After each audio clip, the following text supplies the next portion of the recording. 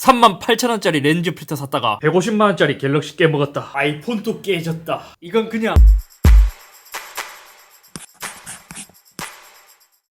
안녕하세요, 이섭입니다. 최근 삼성에서 요상한 공식 액세서리를 출시했습니다. 그게 뭐냐면 바로 스마트폰 카메라에 물리적으로 부착하는 카메라 렌즈 필터입니다. 이러한 제품들은 협력 업체나 서드파티 업체에서 많이 나오거든요. 근데 삼성에서 공식 출시한 게 조금 특이해서 저도 한번 구입해봤습니다. 그래서 이게 어떠한 제품인지, 삼성이 왜 이러한 제품을 갑자기 출시했을지, 오늘은 실제로 이 제품이 어떠한 효과가 있는지에 대해 한번 살펴보려고 합니다. 보통 이러한 제품은 일반 사용자분들은 아예 있는지도 모르셨을 것 같고, 카메라 전문가분들이나 사진 찍기를 좋아하시는 분들이 굉장히 반길 만한 그러한 액세서리예요. 요새 삼성 하는 걸 보면 GOS나 기타 등등 마음에 안 드는 점이 있기도 하지만, 딱 사진 퀄리티만 놓고 보자면 솔직히 너무 이제 요즘 갤럭시가 마음에 들기 때문에 저는 요즘 아이폰보다 사진을 찍을 때만큼은 갤럭시 S22 울트라를 사용하고 있습니다. 그래서 삼성에서도 갤럭시 카메라에 대한 강점을 알고 있기 때문에 이러한 경험을 더욱 극대화하고 전문가의 니즈를 잡기 위해 이러한 액세서리를 만든 게 아닐까 싶어요.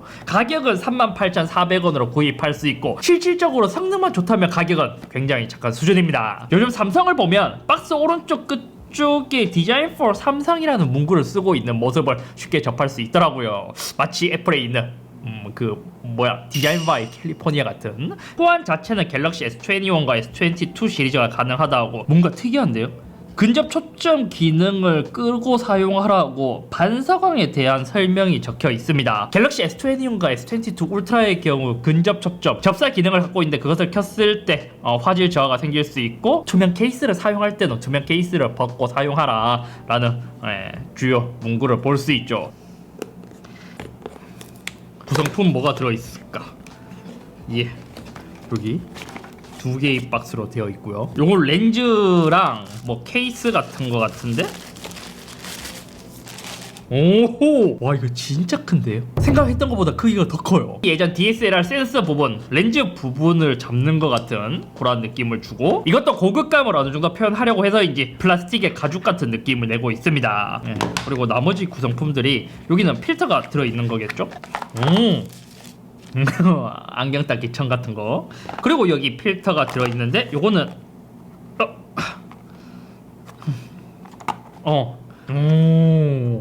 여기 ND 필터가 하나 들어있습니다. 구입할 때 보니까 원래 기본 필터가 두 개였거든요. 하나는 기본적으로 장착되어 있구나. CPL 필터라는 것이 여기 기본적으로 장착이 되어 있고, 요거는 렌즈 캡으로 사용할 수 있도록 구성이 되어 있습니다. 오, 하슈도 있어요. 일반적으로 DSLR과 미러리스 위쪽에는 하슈라는 것이 있고, 여기에 여러가지 장치를 연결해 두거나 아니면 이러한 조명들을 연결해서 카메라를 사용할 때 특히 빛이 부족한 곳에서 조명을 켜서 이렇게 달 수 있는 하슈라는 게 있습니다. 꽤 삼성이 전문가들을 위해서 이것저것 만들어 놓은 것 같기도 해요. 이 아래쪽에서 이렇게 늘어나구나. 연결했을 때 느낌, 약간 이제 조금 못생기긴 했어요. 아마 삼각대를 여기 아래쪽에 달게 된다면 이러한 모습이 될 것이고, 여기에 조명까지 연결하게 된다면 이러한 모습이 되겠죠. 아니, 실제로 보여드려야겠다. 제가 스마트폰에서 연결하는 삼각대, 여기서 4분의 1 나사를 연결하면 장착했을 때 이 정도의 느낌이 난다라고 보면 될 것 같습니다. 참고로 이것은 완전 풀세트로 장착했을 때 기준입니다. 생각보다 하슈에 조명을 연결했을 때는 좀 많이 고정력이 그렇게 좋다는 느낌을 받지는 않는 것 같아요. 원래 이런 게 흔들리면 안 되는데, 아무래도 여러가지 호환성을 고려하다 보니까 아래쪽을 늘리고 당길 수 있기 때문에 이렇게 좀 흔들리는 모습을 볼 수 있습니다. 생각해보면 이게 반대로 되었으면 오히려 아래쪽에 이제 무게중심이 쏠리기 때문에 좀 더 고정력이 좋지 않았을까 싶은데, 아쉬운 부분이에요. 스마트폰 렌즈들은 하나하나씩 모두 작잖아요. 이것보다 훨씬 큰 72mm 렌즈가 들어있는데, 이거는 조금 이건 왜 이렇게 했을지가 조금 궁금하긴 해요. 어차피 갤럭시 S21이나 S22를 쓴다면 또 네모로 하기에는 이상했을 수도 있구나. 가장 먼저 여기 적혀 있는 것처럼 CPL 필터부터 살펴보자면, 이러한 필터들의 역할은 사진을 찍는데 렌즈만으로 해결할 수 없는 부분을 채워주는 역할을 합니다. 그럼 지금 들고 있는 CPL 필터의 역할이 뭐냐? 보통 낮에 사진을 촬영할 때 생기는 반사광, 적광을 줄여주는 필터라고 생각하면 쉽습니다. 부가적으로 사진을 찍게 된다면 하늘에 있는 배경을 찍을 때 조금 더 파랗게 만들어주는 역할을 하기는 한데, 기본적인 목적은 사물에 생기는 적광을 줄이는 게 목표인 필터인 것이죠. 그래서 이 예시를 보여드리기 위해 제가 한번 사진을 찍어와 봤습니다. 지금 찍은 사진을 봤을 때 여기서는 적광이나 반사광을 이제 줄여주는 것을 확인할 수 없고, 그나마 하늘에 있는 푸른색이 조금 더 이제 색감이 변했다라는 것만 확인할 수 있죠. 이 사진에서는 확실히 체감할 수 있어요.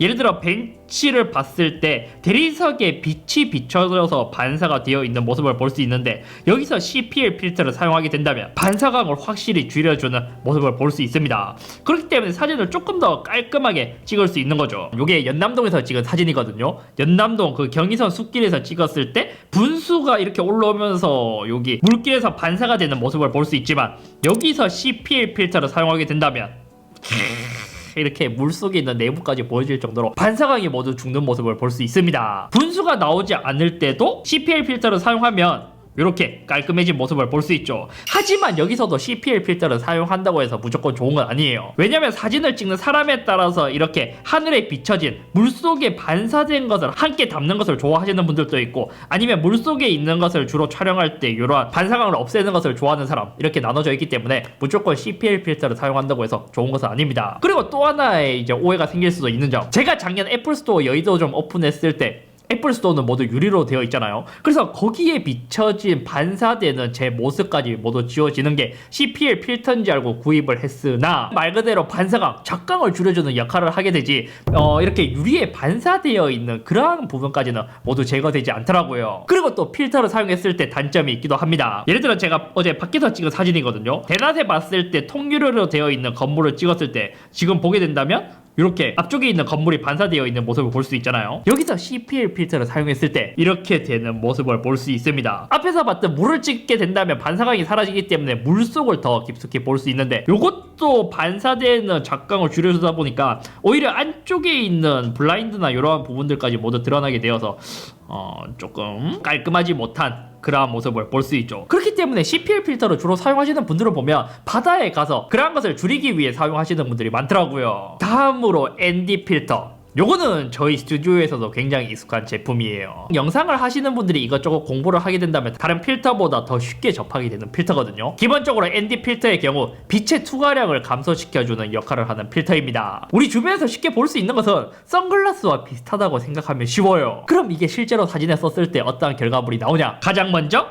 야경을 찍기 위해 프로 모드로 들어가서 최대한 장노출을 하기 위해 셔터 스피드를 10초로 했을 때 이러한 모습이 나오게 됩니다. 지금 사진을 보게 된다면 10초 동안 빛을 받아들였기 때문에 굉장히 밝은 그러한 모습을 볼 수 있잖아요. 이렇게 똑같이 세팅이 되어 있을 때 다른 것은 건드릴 수 없고 빛의 량만 좀 줄이면 좋은데? 라고 하시는 분들이 ND 필터를 사용하게 된다면 이렇게 장노출이 된 적절한 사진의 퀄리티를 얻을 수 있어요. 특히 이거는 제가 해보니까 이제 분수나 이런 데서 더 유용했거든요. 예를 들어 이게 근데 제가 이 사진을 찍으려고 반포대교 갔는데 사람이 미친듯이 많더라고요. 당분간 반포대교 가시는 것은 비추드립니다. 만약 ND 필터가 없는 상황에서 10초, 30초 동안 장노출을 했을 때 이렇게 밝은 사진이 나오는 모습을 볼 수 있습니다. 빛을 줄이기 위해서 ND 필터를 사용하게 된다면 이렇게 멋있는 물줄기의 모습을 촬영할 수 있게 되죠.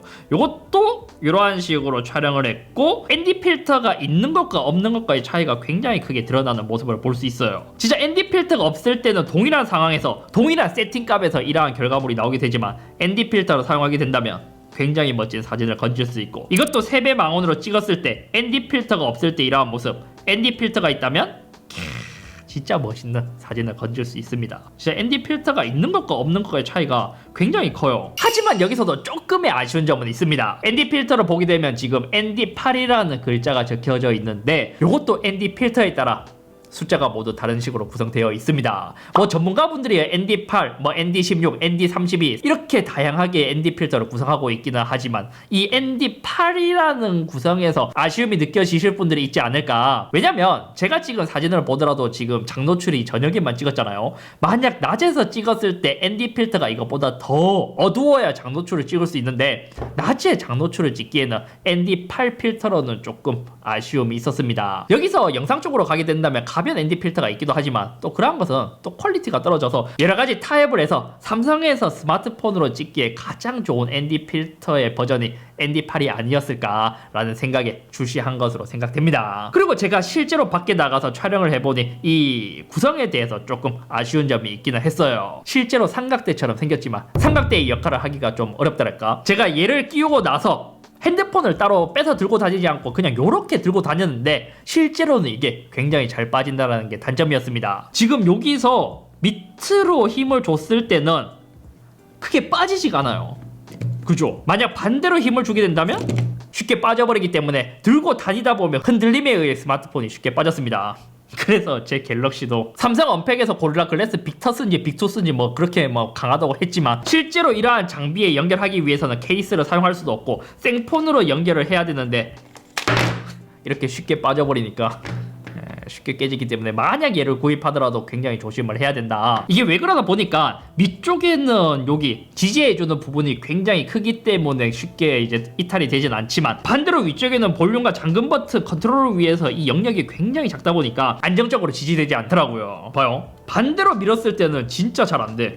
근데 반대로 밀면 쉽게 이탈해. 어쩌면 사진에 대해 취미가 있지 않으신 분들은 이렇게 생각하실 수도 있습니다. 아니 요즘에 후보정에 대한 기술도 굉장히 좋아지고 그런 거 포토샵으로 그냥 고치면 되지 않냐. 이러한 평강 필터를 통해 얻을 수 있는 몇몇 효과들은 소프트웨어로 해결하기에는 어려운 문제가 있기 때문에 이러한 필터를 사용하게 되는 거예요. 근데 뭐 이러한 영상을 보고 이게 확실히 효과가 있네 라고 생각하더라도 일반 유저분들은 이러한 킷을 구입하시는 것을 추천드리진 않습니다. 왜냐면 대부분 스마트폰으로 사진을 찍을 때 오토 모드로 찍게 되고 이러한 필터를 사용하게 된다면 그나마 프로 모드로 들어가서 여러가지 세팅해서 찍어야 되는데 이렇게 찍는다고 하더라도 사진을 아주 좋아하시는 분들이 아니라면 결과물에 있어서 크게 체감되지 않을 수도 있기 때문입니다. 게다가 이 정도의 퀄리티 체감을 위해 이러한 거추장스럽게 큰 액세서리를 들고 다닌다. 제가 장담하는데 ND 필터와 CPL 필터를 예전부터 알고 있었고 이거를 필요로 해서 구입하시는 분들이 아니라면 몇 번 써보고 어디에 박아놓고 안 쓸 가능성이 굉장히 높습니다. 차라리 이거 구입할 바에 치킨 2마리 먹는 게 더 낫다. 아니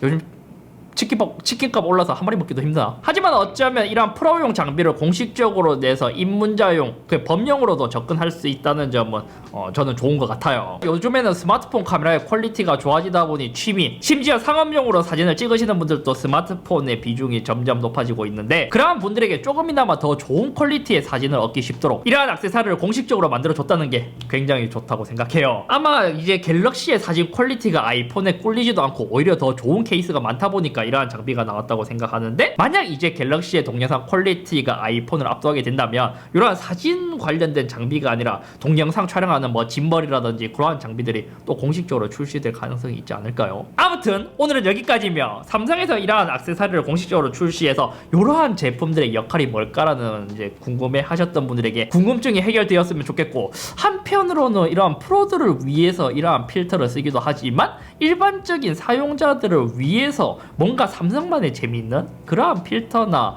카메라의 퀄리티를 더 높일 수 있는 더 유용하게 사용할 수 있는 장비가 나오면 더 좋지 않을까 싶습니다. 아이 참 원래는 어쩌다 보니까 갤럭시도 깨지고 아이폰도 둘 다 깨져버렸네요.